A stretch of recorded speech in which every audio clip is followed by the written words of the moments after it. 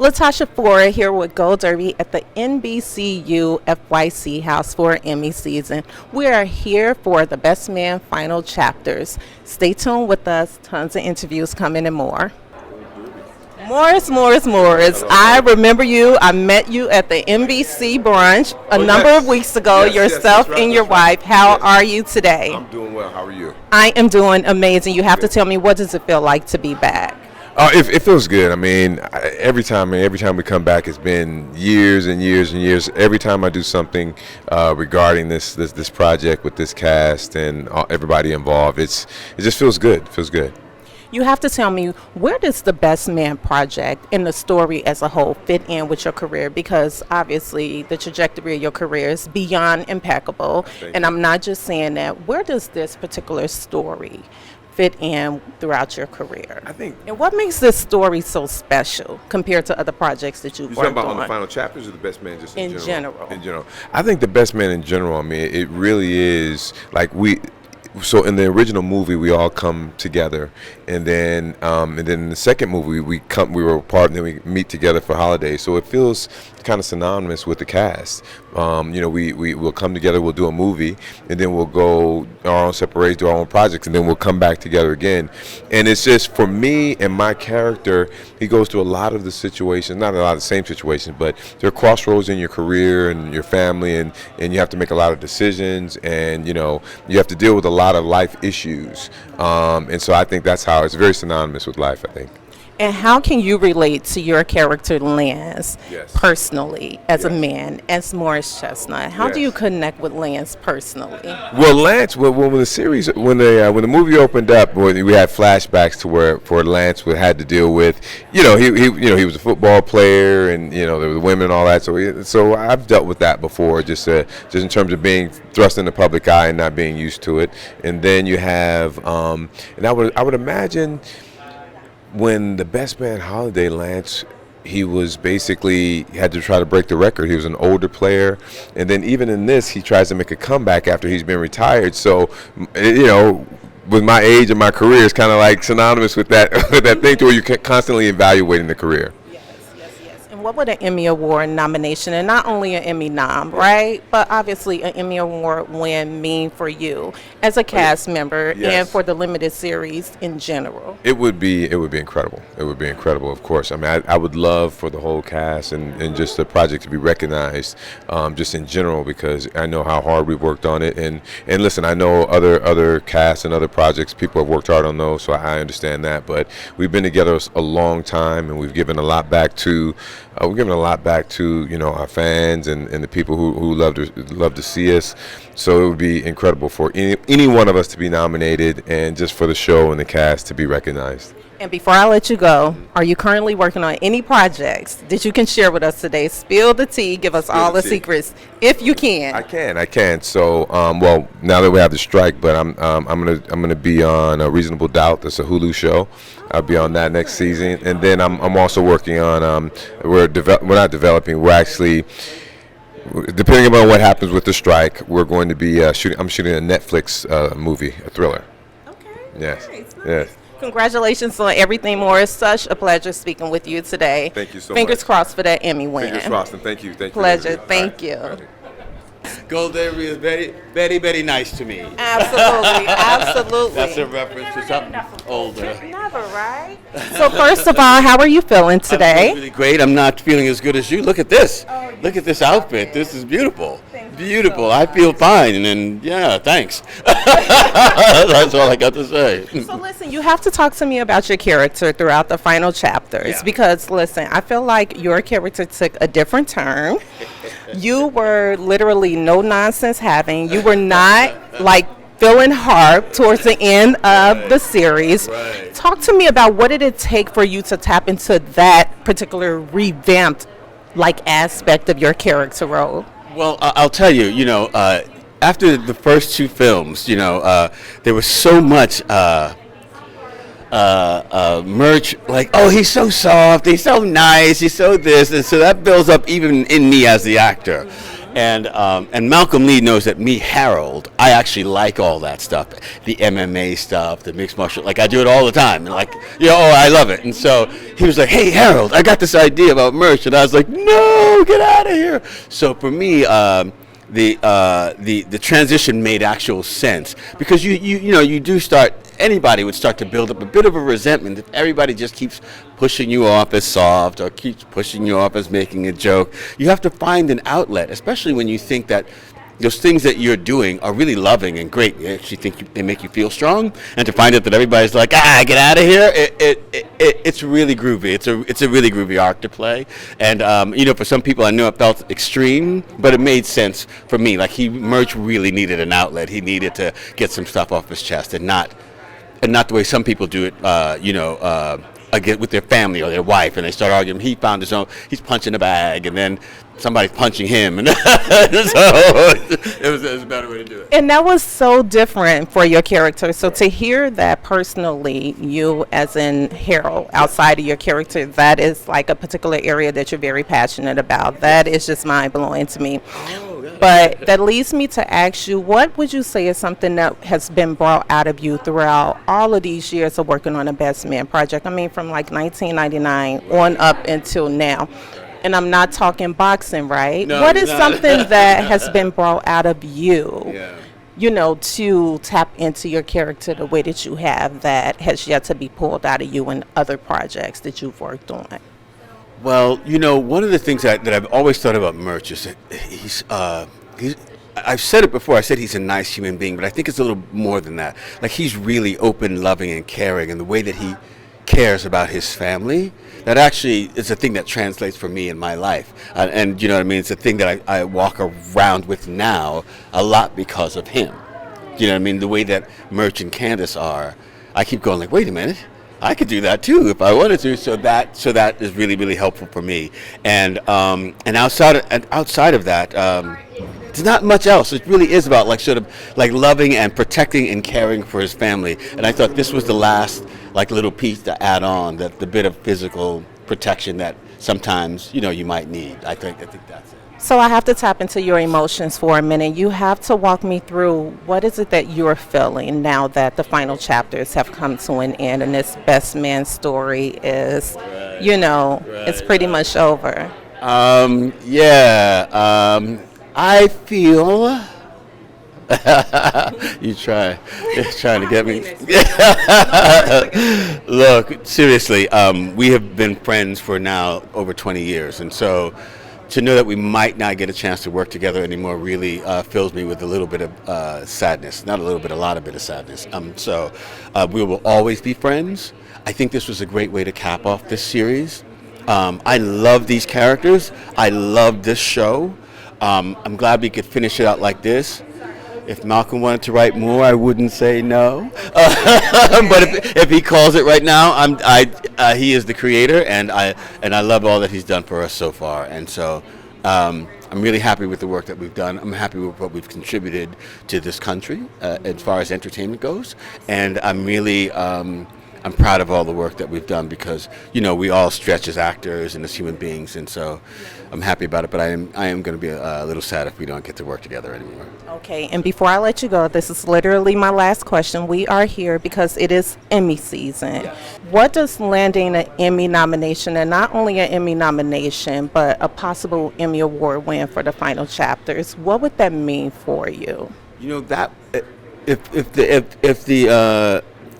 if final chapters actually got nominated, won, or any of that stuff, it would really be remarkable. I think that one of the things I've been talking about that's been really, really on my mind is sometimes we get sort of like pushed away because we're those black actors that do this thing, and like there's amazing work that's happening on that show. Like nobody's over there just being themselves. Like we're all like really, really technically great actors, and I always think like if Friends had showed up, we'd all be screaming like Lisa Kudrow deserves an Emmy. So for me, it would actually mean a thing that I've been hoping for, that there's an embrace not just in our culture but within our country, because we talk about stuff that's relevant to the entire country. So for me, that would be it would really make me feel great, like filled with gratitude. I'm really glad that we got to do it anyway, but it would make me feel more hopeful than I have felt in the past about our show, about the work that we do, that we create. And so, like, my fingers are crossed, and I hope folks tune in and show up and check it out because it's dope as. Absolutely. Thank you so much, Cheryl. It's such a pleasure chatting with you. Good luck with everything. Okay, so congratulations on being here this afternoon for FYC Emmy season. I am going to start with having a little fun with you. Because, listen, you are bringing all the energy, right? Tell me, in real life, who would you say is most alike their character and who is least alike their character in real life? Oh gosh, that's a hard question. I feel like, you know what, honestly, I feel like everyone has a part of themselves in the characters they play. Maybe not, but, oh gosh, who is, look, I don't think I'm like Shelby for sure. I mean, I'm home watching, like, you know, Young and the Restless. No, I know. Oh gosh, who's not really like their character? I mean, I don't know if anyone's really, like I said, I think everyone has a piece of that, or else, you know, you bring a little piece of yourself to every character, at least I do. But no, everyone thinks that I'm Shelby in real life, but no, not at all. Like, I'm not doing half of the stuff she's doing. That's why it's so fun to play.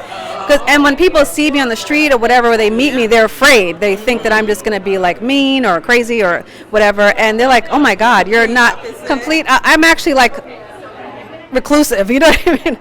I am not, you know, I could be fun at a party and stuff like that, you know, when I have a couple of drinks, but I'm like a homebody, you know what I mean? So you know what, that leads me to ask you, what did it take for you to approach the role of Shelby? And I'm interested to hear, because listen, Shelby completely evolved, you know, from 1999 on up into now the final chapters. Listen, you ended the series a whole wife, do you hear me, and a mother. What did it take for you to approach, you know, your role? You mean the new one or just in general? Well, first of all, training. And, you know, I just felt like she, you know, this is what I loved. I love playing Shelby because she's like no holds bar. She is out the box, off the chain sometimes. And it's like an actor's gift and a dream to just play a character that is just so free and has so many like colors and ranges. And she's just like, you know, a scene stealer, they like to say. But so that's just fun to play. You know, I just gave myself permission to do whatever came to my mind. Malcolm always gave me the permission to improv or do whatever that I felt I wanted to do. Yeah. So that, having that freedom, give an actor a little bit of freedom and you just see what happens. But I you know, it's just a joy to play because you just don't know what to expect. And so it's fun to have that freedom to just do anything off the wall. And I definitely want to hear your perspective on The Best Man coming back as a limited series. Do you feel like the series version of The Best Man story did its due diligence in keeping the authenticity with The Best Man as a whole? Oh, absolutely. I definitely think, in fact, I feel like it just progressed and it just opened up different avenues of more story to tell, because in a movie you only have an hour and a half to hour and 45 minutes to tell a story. So this, first of all, for me, it was great because then I was able to, Malcolm added all these layers and, you know, Dana and all the writers, they added all these colors that you haven't seen Shelby, you know, play. And so I was so grateful that I had more of a life, you know, had more time, you know, with Terrence Howard and our child, and you got to see different sides of Shelby, which you probably wouldn't have been able to get to in a movie. So it was nice to have that extra time and, you know, a bunch of episodes that you can show a whole life, because you didn't really see Shelby's whole life. You didn't see all of the sides of her, which I was happy that you got to see different sides. And I mean, when I tell you, the fans are amazing. Like, they are so, I mean, that's what they say mostly online, like, oh, I wish we would have seen this side of Shelby a long time ago. Yeah. You know what I mean? Because, so it was really gratifying for me to have that happen, and I know it's the end, which is sad. It's like bittersweet, I know. But I'm happy that I got to go out with all of the extra stuff. And I just want to pivot back, and I promise I'll be letting you go in a minute. I want to pivot back to hearing that you are somewhat opposite of Shelby in real life. let's talk intimacy just really quick. As a woman and as being the whole woman that you are, how difficult is it for you to tap into those on-screen intimate moments as an actress? The intimate moments. As far as like with you and Terrence Howard, you know, just the touchy-feely aspect of being an actress. How difficult is it for you to explore that and take those roles on? Well, just from the beginning of my career and just in my work, that's the main thing as an actor. It's to be private and public. So, it also helps that I've known Terrence for 20 years. So, it's like being with my brother, you know what I mean? So I'm comfortable with him, first of all, and so you're not anything without your partner, the partner that you're with. So I have a great partner to interact with, one of the best. So that is one thing, and then again, you have to have a trust with the other person. So we trust each other, we respect each other, and so we're able to just be open with each other and just let it all, leave it all out on the table, So, it wasn't hard because it was him. Now, if it's someone that I've never worked with, then it's a little trickier, you know what I mean? But still, you have to be able to be private and public. I mean, it's just par for the course. Yeah, I love it. And what would an Emmy nomination mean for you? Well, it would be nice. Awards are, they're tricky. For me, I feel like it's just an acknowledgement, and I would love it just as a woman of color, it's just being a minority in this business and just the lack of roles and, the lack of awards, and it's not always very inclusive. So it's not like I need it. I don't think anyone needs it, but it's just a nice reminder that you're appreciated, that people are acknowledging your work and they like it, and who doesn't like that? Who doesn't like to be told, hey, we like that you did a good job? That means a lot. Yeah, I mean it's great, So I would love it. It would be fun. Well, listen, I have my fingers crossed for you and the entire cast in the series. Congratulations on everything. It's such a pleasure chatting with you. Such a pleasure. Thank you. All right, so you have to tell me why a series. Why not just a Best Man Part 3? I am just so curious to hear, as far as the producing team, what made you guys take the direction of an 8-part series. And I loved it, but let's talk about it. Oh my God, let's talk about it. So, first of all, the first 2 episodes were like a movie, right? That's right. Right? And you got everything you got from the original 2 films, you got that energy, that camaraderie, it was crazy, it was sexy, it was lots of surprises, but then we had to grow up. We had to have a metamorphosis, a life metamorphosis, right? We had to evolve, and we had to also open up the door to explore the female characters, right? And we hadn't had a chance to really do that before. There's 8 lead characters in this series, and the 8-episode series allowed us to really peel back the layers of each of those characters. That's why it was important, because at some point, we got to grow up. Right, that's right. And you actually just answered another question that I had for you. Do you feel like the series version encompasses everything that basically the both movies, the original movie in 1999 and the Best Man Holiday? Do you feel like the series basically was able to grasp a hold of the entire Best Man story? I absolutely do. I mean, we had a little bit of flashback, but we made sure that there were times where the majority of the characters were together, so that you could feel that energy in the room and how they kind of bounce off of each other.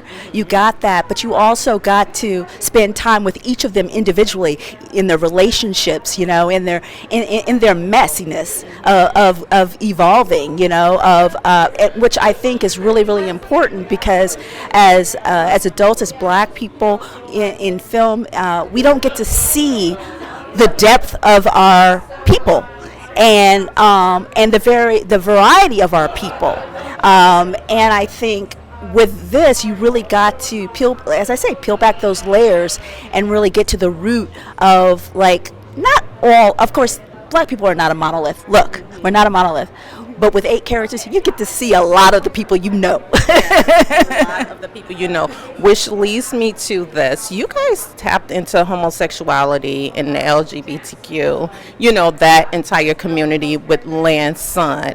You have to tell me, why did you guys feel like it was important to, somewhat bring that story out, especially, at this particular time with Land's Son? Because this is real life. It was important that the best man reflect our reality, right? And do it respectfully and do it honestly and authentically. And these are the stories. The stories that you see in The Best Man are the stories that we are seeing in our real world. And so it was really important that the writing staff was made up of a group of writers who had different experiences. And those different experiences you saw on the screen. So it was very authentic, very true to our life. And that's why it was important. Right. Any particular projects that you're currently working on that you can share with us today? I don't know if there's anything that I can share, but we are working on a few projects. I don't know if I can drop any names. I know we have a Gabrielle Union project we're working on, a Morgan Cooper project that we're working on, and that's about all I'll say about that. I love it. It was such a pleasure chatting with you, and congratulations on everything. Are you optimistic that an Emmy will be underway for the limited series? I certainly think we deserve it. That's right. That's right. Congratulations on everything. Such a pleasure. So I'm interested to hear from you. Why a series? Because in 1999, obviously we got the original film. In 2013, we got The Best Man Holiday. You guys took the direction of an 8-part series this go around. Why so? Because I don't know that we would have been able to tell the entire ending in one movie. And by the way, we tried it with 8 episodes and it still wasn't enough. So that's the biggest reason. And it was great to get everybody together and to be able to explore more of the storylines. As you probably can tell in this one, there was a lot more about the ladies and what their journeys were, which we loved. And we would not have been able to do all that in a 90-minute movie. So that's the biggest reason. What would you say has been the most gratifying part for you to work on this particular project? You know what? It was really nice to see a cast that really kind of genuinely loves each other. Like, trust me, we had hard times on this shoot. Anybody will tell you, but every time when they all were together on set, like we filmed in Dominican Republic and we had them all there together, and it was just so nice that the love between them was genuine. And then it's like all of them made each other better, so that clicked. You don't have. I mean, I usually do movies, to be honest. So it was my first time really kind of being on a series with these people that had been together for a long time, and I really saw how great it can be when you have that kind of ensemble. So that was really the fun part. I love the ending, particularly with Lance. His story, obviously, him marrying again and finding love after the loss of his wife Mia. And I was a little, I was disappointed that, I want to say just Nia, right? In real life, Nia Long, that she ended the story the way that she started it, in her singleness. Was that intentional to keep the authenticity of the Best Man story? I love the way it ended. A little inside right now. So the choice is, does she find somebody else, including that guy that was there, or does she end up with Harper? So that question was asked from the writing 2 years ago to the last day of filming, and at the end of the day, we actually had the woman who runs at MSNBC come to set, and she walked in with her red pantsuit and just owning it, and we're like, that's the ending. That's right. And I love the ending. I think it was absolutely perfect. But I'm like, oh, Nia ended single. Yeah, but she's gorgeous. Absolutely. When she throws her Mary Tyler Moore scarf off, you just know she's going to be all right. And she will. And anyway, we might have more. We're not going to do any more, but there might be something else there. We'll let you know soon enough. Okay, and what would an Emmy nomination, and not only an Emmy nomination, right, but an Emmy Award win mean for you as a producer for this 8-part limited series, for any of the cast members as a producer? Like, what would it mean to you? You know, you go through these events and you always kind of like joke about it, like, oh, but when it happened, like when we did win an NAACP Image Award, and it just makes you feel so seen. You know, that's the word today. And if we were to, as a team, get this Emmy Award, I just feel like it would just put the icing on the cake and just cement the Best Man as, you know, the cultural phenomenon that it is. And that's what the Emmy Award does. It makes it for everyone, you know, it lets everybody to see it. It lets everybody go, wait a minute, maybe I didn't see this, but I should, and enjoy, I think, what we have, which I think is a great show. Every time we run into someone, they're like, oh, the Best Man, oh, wow. So I want everyone to be able to see it. So it would be amazing. I mean, it would be amazing. You made me start dreaming. Oh, as you should. Such a pleasure chatting with you today. Congratulations, and trust me, I have my fingers crossed. I definitely do. Thank you so much.